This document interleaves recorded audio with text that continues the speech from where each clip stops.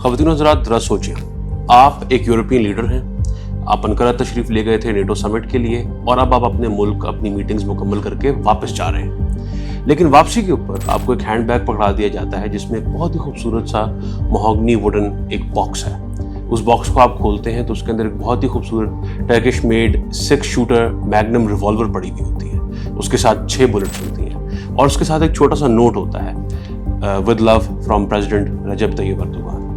अब इसका क्या मतलब आप लेंगे? आइए इसको आज डिस्कस करते हैं।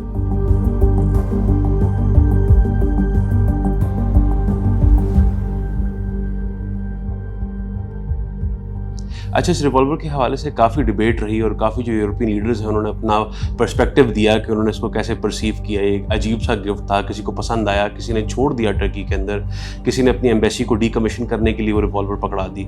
लेकिन इससे एक मैसेज था जो कि तैयब अर्दोगान ने यूरोपियन लीडर्स को देना था, वो थ्रू हो गया। और वो मैसेज ये था कि अब जो यूरोप का पुलिसमैन है वो अमरीका ख़त्म हो रहा है, अमरीका से हट के वो जो जिम्मेदारी है वो कंधों पे अब ट्रांसफ़र हो गई है टर्की के। इसके पीछे एक बहुत फंडामेंटल वजह है और उसको अगर आपने समझना है तो आपको देखना होगा यूरोपियन यूनियन की रीसेंट लेजिस्लेशन। यूरोपियन यूनियन ने जून के महीने के अंदर रिसेंटली एक नया पैक्ट बेसिकली पास करवाया है ऑन माइग्रेशन एंड अजाइलम।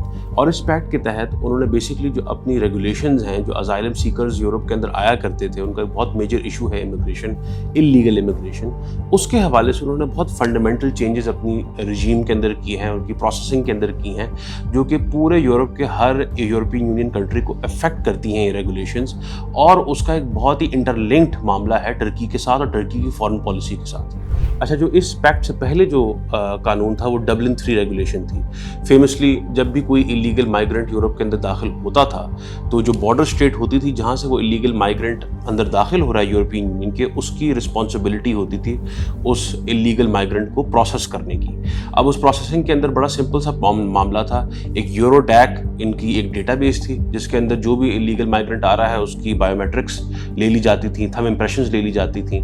और वो यूरोडैक की जो डेटाबेस थी वो जितने भी एडल्ट्स होते थे उनकी जितनी भी बायोमेट्रिक्स होती थी वो जमा कर लेते थे और उसके बाद एक रूडिमेंट्री सा प्रोसीजर होता है जिसके बाद वो यूरोपियन यूनियन के अंदर दाखिल हो जाते थे। और ये एक फंडामेंटल इशू है जो कि यूरोपियन यूनियन को पिछले लास्ट डेकेड के अंदर वहाँ पे जो आपने एक राइज ऑफ पॉपुलिज्म देखा है, वहाँ पे एक rise of anti immigrant, anti Islam sentiment अगर आपने देखा है तो वो इसीलिए देखा है क्योंकि जो इलीगल इमिग्रेशन और अनचेक्ड इमिग्रेशन आ रही है मेडिटेरेनियन सी से, इटली, स्पेन, ग्रीस, ये बॉर्डर स्टेट्स कहलाते हैं जहाँ पे सबसे ज़्यादा इलीगल माइग्रेंट्स लैंड करते हैं यूरोपियन यूनियन के अंदर।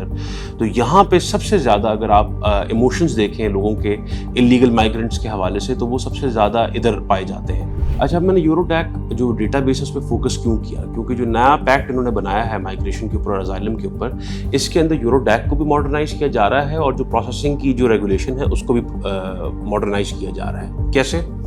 यूरोडैक के अंदर पहले तो सिर्फ थंब इम्प्रेशंस एडल्ट्स की ली जाती थी और सिर्फ महज बायोमेट्रिक थंब इम्प्रेशन ली जाती थी माइग्रेंट्स की। अब उनकी जो फेस रिकग्निशन है, उनके जो फिजिकल फीचर्स हैं, जो कि उनके मार्कर्स हैं आइडेंटिटी के, वो सब डेटा जो है यूरोडैक के अंदर अब जाएगा। और उसके साथ साथ जो माइनर्स हैं, even till 6 year old children, उन सब की जो इन्फॉर्मेशन है जो कि एडल्ट्स अपने साथ लाएंगे वो भी यूरोडैक के अंदर अब शामिल की जाएगी। लेकिन इसके साथ साथ जो प्रोसेसिंग का प्रोसीजर है वो तब्दील फंडामेंटली कर दिया गया है, जो कि रेलेवेंट बात है यहाँ पे। अच्छा, प्रोसेसिंग के अंदर 2 ट्रैक्स हैं, एक आपकी जो अजाइलम रूट है और एक जो कि आपका रिटर्न रूट है। अजाइलम रूट के अंदर जब आप इलीगली बॉर्डर के ऊपर सामने आते हैं तो आपको डायरेक्टली 7 डेज के लिए एक जगह पे रख लिया जाएगा जो कि आउटसाइड ऑफ EU कहलाएगी लीगली स्पीकिंग। लेकिन वो बॉर्डर के ऊपर एक कंटेनमेंट फैसिलिटी होगी जहाँ पे आपको प्रोसेस किया जाएगा, जहाँ पे आपकी सारी इन्फॉर्मेशन, जहाँ पे आपकी security checks, background checks, health checks, आपके आइडेंटिटी चेक्स किए जाएंगे। अच्छा, इसके बाद आपको अजाइलम प्रोसेसिंग की जो फैसिलिटी होगी वहाँ पे भेज दिया जाएगा और वहाँ पे तकरीबन 12 हफ्तों के अंदर अंदर आपको प्रोसेस करके ये डिसाइड किया जाएगा कि आया आपको यूरोपियन यूनियन के अंदर दाखिल होने देना है या नहीं होने देना। लेकिन इसके बरक्स अगर ये डिसाइड कर लिया गया कि आप सूटेबल नहीं हैं या फॉर एनी रीज़न अंदर रिजीम ये डिसाइड कर लिया गया कि आपको यूरोपियन यूनियन के अंदर दाखिल नहीं होने देना, तो फिर आप रिटर्न रूट के अंदर जाएंगे। अब रिटर्न रूट बहुत डेंजरसली, इस जो नया पैक्ट है जो कि यूरोपियन यूनियन ने डिसाइड किया है, इसके अंदर बहुत एक डेंजरस इन्होंने एडिशन किया, वो ये कि थर्ड पार्टी कंट्रीज़ के साथ अग्रीमेंट्स की जाएंगी जहाँ पे जो रिटर्निंग इलीगल माइग्रेंट्स होंगे उनको वहाँ पर होस्ट किया जाएगा। اور یہ ایک بہت ہی فنڈامنٹل فلا ہے جو کہ اس رجیم کے اندر اب یہ انٹروڈیوس کروا دیا گیا ہے، جو کہ اگر آپ امریکن پولیٹکس کو فالو کر رہے ہوں تو وہاں پہ جو آئس رجیم ہے، جس طرح جو لیٹن امریکن کنٹری سے ایلیگل مائیگرنٹس آتے ہیں ان کو بے دردی کے ساتھ ڈیل کیا جاتا ہے، ان کے بچوں کو ان سے کھینچ لیا جاتا ہے، ان کو بہت عرصے تک انکارسریشن کے اندر رکھا جاتا ہے، ان کو کوئی اٹارنی ریپرزنٹیشن یا لیگل کاؤنسل کو انگیج کرنے کی اجازت نہیں دی جاتی، وغیرہ وغیرہ۔ اب یہی چیز ریپلیکیٹ یورپین یونین میں کی جا رہی ہے، جو کہ اگر ہیومن رائٹس واچ کو دیکھا جائے تو ان کے مطابق بیک ان دا ڈے بہت زیادہ ان کی ایک لبرل امیگریشن پالیسی ہوا کرتی تھی، لیکن اب ایسا دکھ رہا ہے کہ after years of illegal migration اب یورپین یونین بھی بہت ہی آرکیک اور بہت ہی آٹوکریٹک لیگل سسٹم کی طرف جا رہا ہے ود ریگارڈ ٹو امیگریشن۔ اچھا، جو یہ تھرڈ پارٹی کنٹری ہے نا، یہ اس بات پہ فوکس کریں، یہاں پہ آتا ہے انٹری، یہاں پہ ہوتی ہے ٹرکی کی۔ کیوں؟ کیونکہ 2015-16 کا جو سیرین سول وار کرائسس ہے، اس کے ویک میں ہم لوگوں نے یہ پروسیس ایک دفعہ پہلے دیکھا ہے۔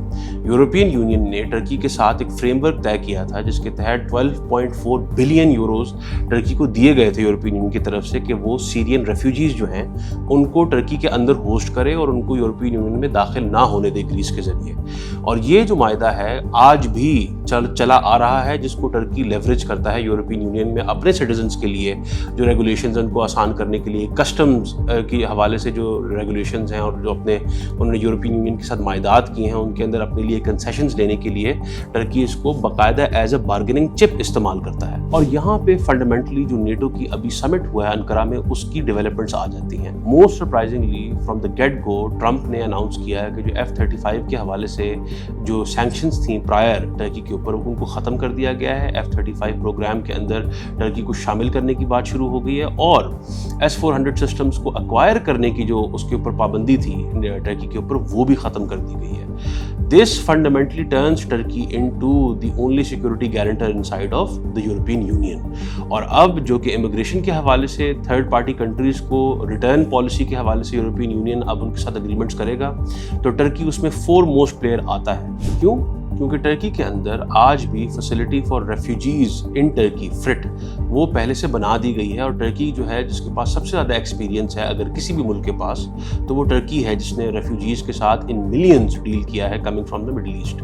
لیکن یہاں پہ ایک فنڈامنٹل کوشچن ہے، ایشو ریگولیشن کا شاید نہیں ہے، ایشو یہ ہے کہ کیوں لوگ اپنے ملکوں کو چھوڑ کے آتے ہیں in the first place to the European union. وہ جنگیں کیوں مسلط کی جاتی ہیں مڈل ایسٹ کے ملکوں کے اوپر؟ ان کو کیوں ایکسیس نہیں دیا جاتا فنڈامنٹل رائٹس کی طرف؟ کیوں وہاں پہ ایسے ڈکٹیٹرز کو پراپ اپ کیا جاتا ہے فرام دا ویسٹرن پاورز، جو کہ الٹیمیٹلی ایسی جنگیں کریٹ کرتے ہیں؟ سیریا کی ہی اگر مثال لی جائے تو بشار الاسد کو یورپین پاورز پہلے اس کو سپورٹ کیا کرتی تھیں، بعد میں یس سول وار شروع ہو گئی اینڈ الٹیمیٹلی وہ رشین بلاک میں چلا گیا، but there was engagement with the Bashar regime. اور اس کے ساتھ ساتھ ایون جو ابھی رجیم ہے، جو ابھی ریسنٹ احمد الشرا کی رجیم آئی ہے، یورپین یونین اس کے ساتھ کافی حد تک انگیج کر رہا ہے۔ اور شاید یہی وجہ ہے کہ یورپین یونین کے اندر کافی لوگ ہیں جو کہ سیرین مائیگرنٹس کو واپس کرنا چاہ رہے ہیں سیرین ریپبلک کو۔ تو یہ جو چینجنگ فیکٹرز ہیں ان سے ہم لوگوں کو سمجھ لینا چاہیے، اور یورپین یونین کو بھی اس سے لیسن لینا چاہیے کہ جو اللیگل وارز ہوتی ہیں اور جو اللیگل انٹرونشنز ہوتی ہیں، ابھی ایران کے اوپر ایک جنگ کھڑی ہوئی ہے، یہ الٹیمیٹلی مائیگریشن کو اور اللیگل مائیگریشن کو یورپین یونین کی طرف اور ویسٹرن کنٹریز کی طرف بڑھاتی ہے الٹیمیٹلی۔ اور اگر آپ نے ایک لانگ لاسٹنگ سولوشن کرنا ہی ہے امیگریشن کا، تو ریگولیشن سے زیادہ وارز ختم کرنے پہ فوکس کرنے کی ضرورت ہے۔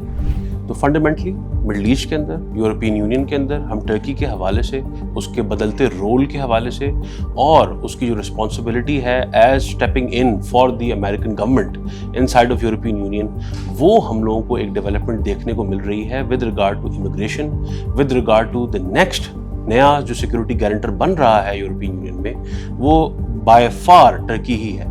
واحد ملک جس کے پاس ایک ملٹری مائٹ ہے، واحد ملک جس کے پاس ایک ٹریک ریکرڈ ہے امیگرینٹس کے ساتھ، واحد ملک جس کے پاس امیگرینٹس کے ساتھ ڈیل کرنے کا ایک ٹریک ریکرڈ ہے جو کہ یورپین یونین کو فیسیلیٹیٹ کر سکتا ہے، وہ ابھی انقرہ ہی ہے۔